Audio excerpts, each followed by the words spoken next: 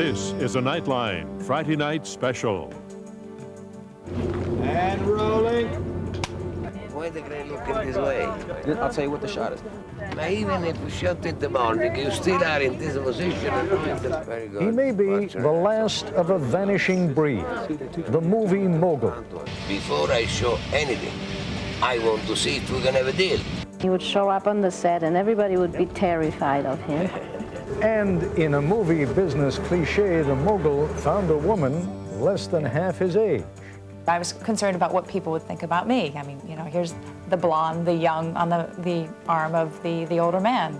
But finding her may have saved his life. I think that when my father met Martha, he found his angel. Tonight, a man and a woman. Love, just like in the movies. From ABC News, this is Nightline. Reporting from Washington, Ted Koppel. Look, you're going to be wondering about this for much of the broadcast anyway, so let's get it out of the way. He is 80. That's him blowing out the candles at a big birthday bash in Capri earlier this week. And she, well, let's put it this way, she is younger than some of his children by a previous marriage. How do those adult children feel about the marriage? You may be surprised, but that's for later. In Italy, he is instantly recognizable. Here in the United States, he is not. Although Dino De Laurentiis has produced about 600 movies ranging from the Italian classic La Strada to the Hollywood dud King Kong Lives. He's had his share of flops, he's had his share of hits. Serpico for one, 3 Days of the Condor for another. Later this year, Dino will begin filming the summer's blockbuster novel Hannibal, as in Lecter, Thomas Harris' sequel to Silence of the Lambs. The woman who bore Dino De Laurentiis those 4 children was a megastar in her own right. Silvana Magnano was right up there with Sofia Loren and Gino Lollobrigida. But Silvana and Dino divorced after the loss of their son Federico in a plane crash. That, as you can imagine, was a dark time. But then came a totally unexpected new chapter in the famous movie producer's life. Here he was in his late 60s, here she was a 29-year-old beauty queen. Typical Tinseltown kind of story, right? He doesn't think so, of course, but surprisingly, neither does the family. This video essay was produced by Dirk Holstad.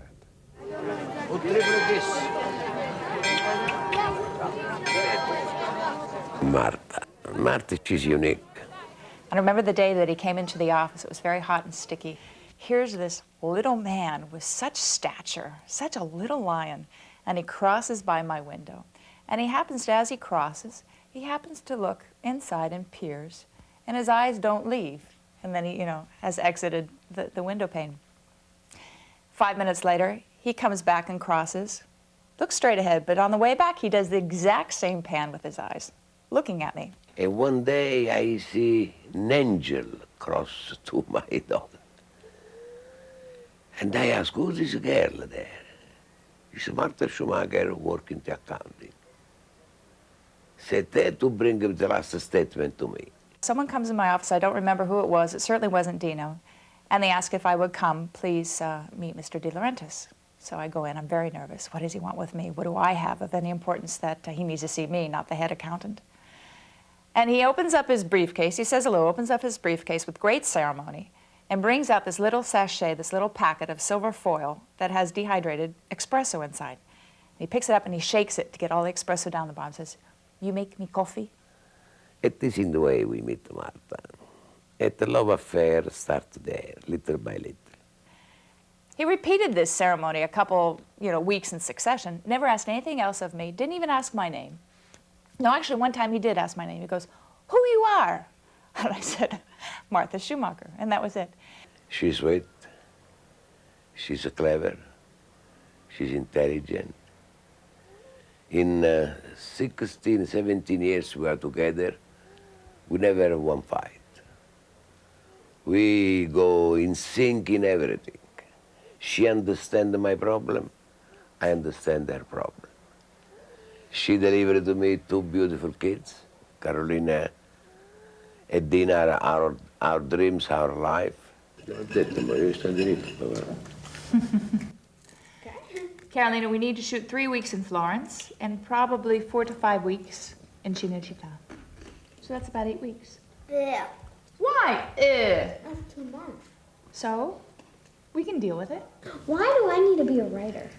Because if you are a writer, you become the intellectual side of the movie business.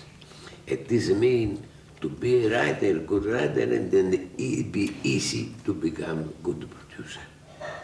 Because the secret of a movie business is the script. But you weren't a writer, and you're a producer. But I start in different way. You started as an actor. I start as an actor, then I realize my face is not good to be an actor, and I want to be in back of the camera. Exactly. Because at that time I have not the ability to writing, but I see the way you write, Carolina. You have fantasy, you have imagination. I think you have to learn to write. If you become a good writer, then you become a good producer too. And maybe one day, director. Well, in many ways, he's mellowed out a lot, and so he's kind of a lot easier to be around and a lot more fun. I have a great deal of admiration for Martha because she's got a really hard job. But he's an extraordinary man, you know. He just loves life, and he's a fighter, you know. Raffaella, Dino's daughter by a previous marriage. Before I show anything, I want to see if we can have a deal. At this from Universal, I want to know 2 things. If we have a deal, number 1, and number 2, who come in the screening room to see the stuff? And he would show up on the set, and everybody would be terrified of him. And he normally would try and make a point of raising hell on some details so that everybody knew he was the boss, and then left. She's so patient with him. He's hard work, you know. Oh, he works hard. He loves it. I don't think there's anything else really that he loves as much. He likes football and food and work, and I'm not sure in what order. Probably work before everything else. It's a disaster, it's a disaster. This is ABC News Nightline.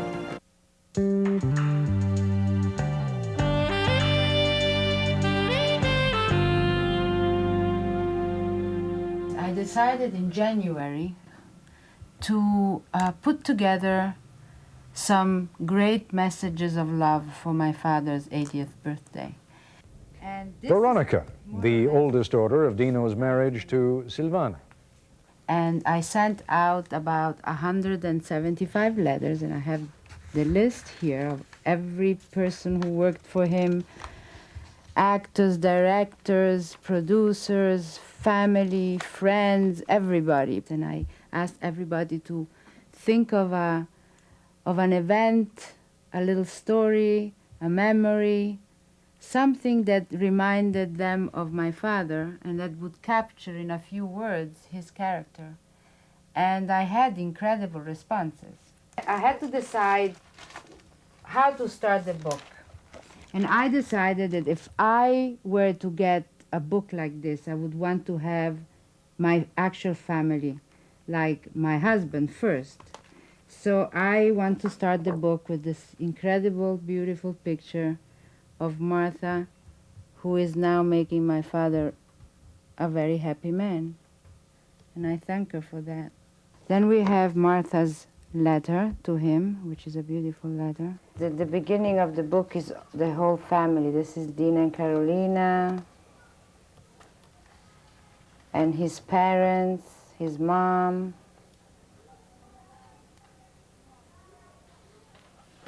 and my mom and my brother, who passed away. Well, my mother, Silvana, was a beautiful, wonderful human being. But she was very sad. You know, she was a woman that wasn't happy with herself. She could show the love to us, but she couldn't express it. And she had everything a woman would ever want. You know, she had a great husband that adored her. She had 4 children who were healthy.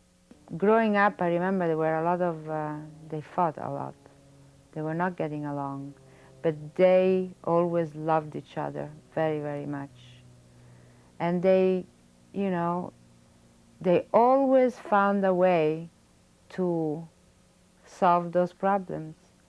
And Federico was an incredible brother.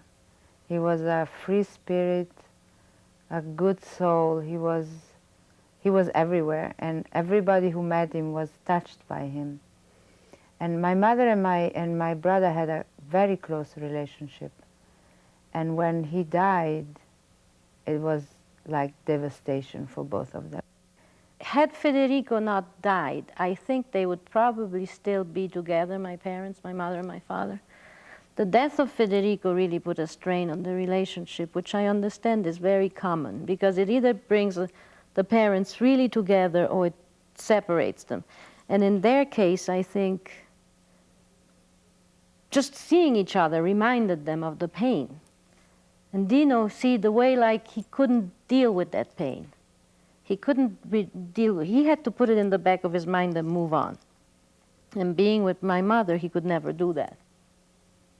That to me was the hardest part. The hardest part was dealing with mother and her feelings. See, Dino dealt with it in the only way he knew how to, which is work, work, work, work, work, work, work, work, work, work, work. It's the only way he could like not think about it.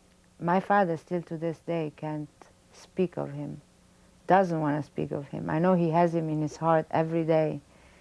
And he told me that every morning he wakes up, he thinks of him. But yet he cannot surround himself with his pictures. And I guess the pain is too hard to be able to talk about him. I kind of knew that they were kind of having an affair.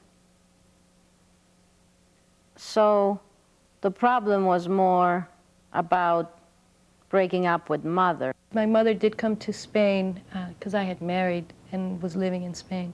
My mother did come to live with me, so let's say I was, in a way, the daughter that was making sure she was okay, helping her through this. Francesca, youngest daughter of Dino and Silvana.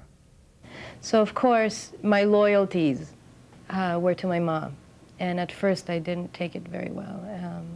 I just saw it, again, as a double shock to my mother and didn't quite think why my father was doing this. So at first, my relationship with Martha was very cold and distant.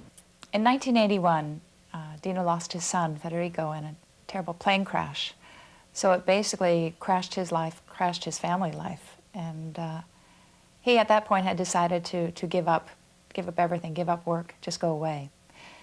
As he had taken his family down to Santo Domingo, he realized down there that he needed to get back to work. If he was going to live again, then he needed to get back to work.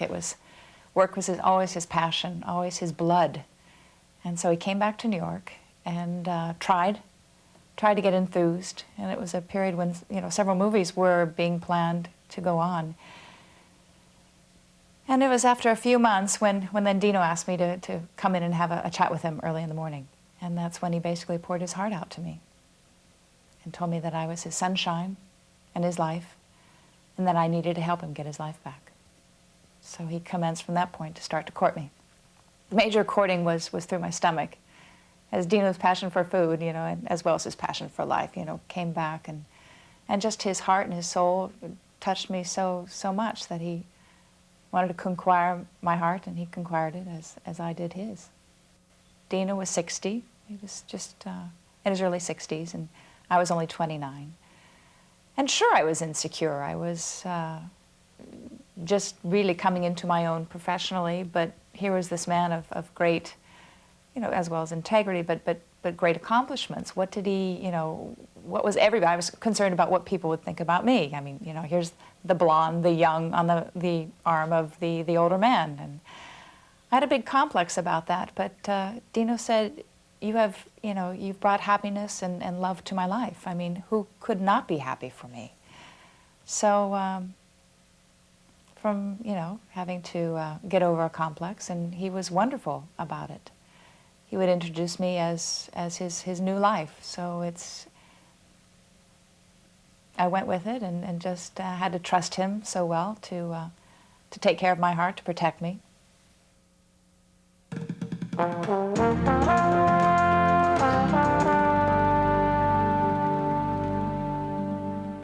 Several years had passed, and I had gone on to different pictures of his. And at one point, I had an opportunity, I thought, with some friends, to do a small picture. I would produce it. I mean, this is every producer's dream, right? You get a friend that they would direct, somebody else had the story, and I would produce, and somebody's father had the financing. So I came in to tell him one morning that I was going to be leaving his happy home, and that I was going to go out and produce. And he goes, "Marta, I don't want you to break your precious nose." And he reached out and touched my nose. Don't you know I had a wet nose or something, It's like, ooh, he's touched my nose. "I don't want you to break your pretty nose." And he didn't want me to leave his lair. He didn't want me to go on and to do another job. He didn't want me to break my nose and on a producing job and fail. She says, "I give you producing job. I make you associate producer." She have a talent, she have intuition. I love Martha. I think Martha is an angel for my father, because Martha lets him be who he is at every minute of the day. And I am grateful to Martha because my father is happy. I've never seen him as happy as he is today. I guess we decided to have children. I mean, we were so busy in our lives, our new lives together and professionally together. Basically, Dino is a 24-hour man. Not that he's a maintenance, having to take care of him, but an envelope shoot for 24 hours a day. So much of that turned into traveling and work that for us, we just didn't see children in our lives. I really wanted to have children, and he had already had a family and loves his family, of course, but for him, he thought, well, perhaps I'm beyond that, beyond having children. But he knew that it would make me very happy, so I surprised him with becoming pregnant when I was 34, so with Carolina. And then 2.5 years later, we had Dina. I think that if I could sign a piece of paper right now to be at 80 years old the way he is today, I would do it in a minute. And I think that what keeps him the way he is his love for everything he does in life. Every day, his work is his love. And he always used to say to me, "You have to do everything with love." And I agree with him, because the most important thing in life is love. Everything we do is because of love. Love for ourselves, love for the people around us. He puts a movie together, and it's about emotions, it's about life, it's about love for life, it's about relationships, it's about emotions. It's about everything.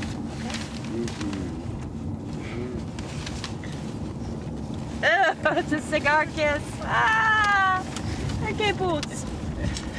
Cigar. What we've never been able to do since I've been with Dino is to have a huge family reunion.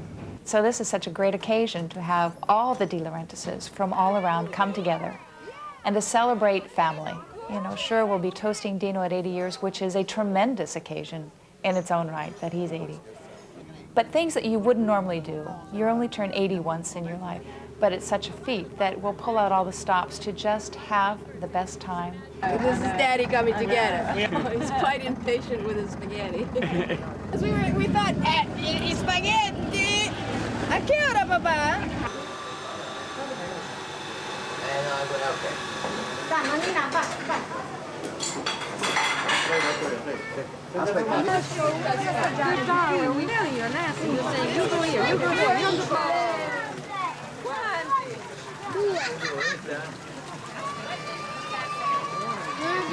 They know him as a father. They know the love that he gives them. They know the love that they love their father for.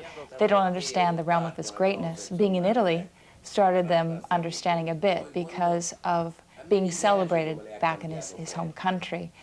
In America, it's different, where he's, you know, we're not out there in the Hollywood life. Bye.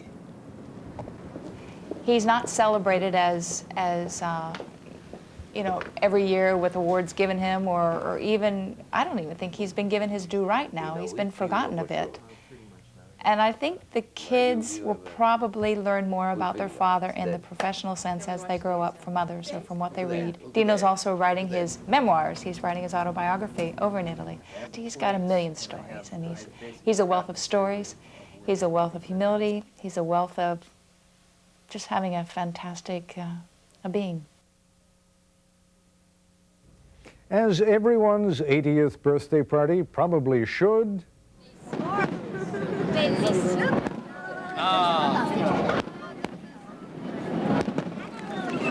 Dino De Laurentiis ended with fireworks and the woman he loves. Would that everyone's 80th birthday could be as sweet. And that's our report for tonight. I'm Ted Koppel in Washington. For all of us here at ABC News, good night. Nightline is always on with abcnews.com, now part of the Go Network. If you'd like a transcript or video cassette of this or any other edition of Nightline, please dial 1-800-CALL-ABC. Nightline has been a presentation of ABC News. More Americans get their news from ABC News than from any other source.